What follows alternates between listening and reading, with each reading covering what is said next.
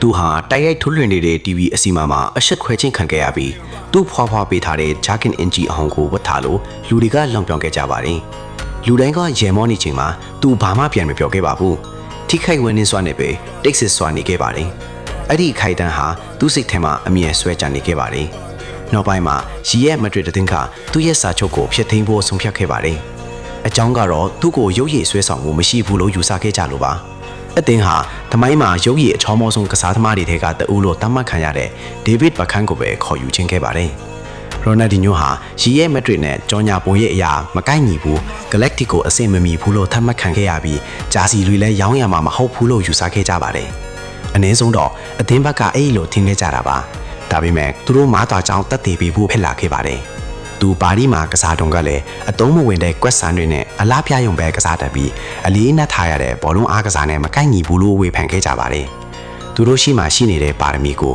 မြည်သူများမမြင်နိုင်ခဲ့ကြပါဘူး။ဘာစီလိုနာကိုရောက်လာတဲ့အခါမှာလည်းသူရဲ့စီကံမရှိမှုနဲ့ပါတီပွဲချိုင်းတဲ့တမှုတို့ကြောင့်လူအများအပြားကသူ့ကိုမလိုချင်ခဲ့ကြပါဘူး။သူ့ရဲ့အပြုံးကိုပင်ရုပ်ဆိုးတယ်ဆိုပြီးလှောင်ပြောင်းခဲ့ကြပါသေးတယ်။ဒါပေမဲ့အဲ့ဒီအပြုံးဟာပဲကဘာကြီးကိုညှို့ယူဖန်ဆားနိုင်ခဲ့ပြီးကဘာဘောလုံးသမိုင်းကိုထာဝရပြောင်းလဲပစ်ထည့်ကြပါသူရဲ့နှိမ်ချမှုကသူ့ကိုသမိုင်းမှာချစ်ခင်ရဆုံးကစားသမားတဦးထင်လာစေခဲ့ပါတယ်သူဟာပကန်းထပိုမိုဆွဲဆောင်မှုရှိခဲ့ပြီးဂျာစီတွေကိုလည်းအများကြီးပိုရောင်းချနိုင်ခဲ့ကသူ့လိုဘောလုံးလက်ခွက်ဆန်းတွေကိုမိသူများမတူပန်နိုင်ခဲ့ကြပါဘူး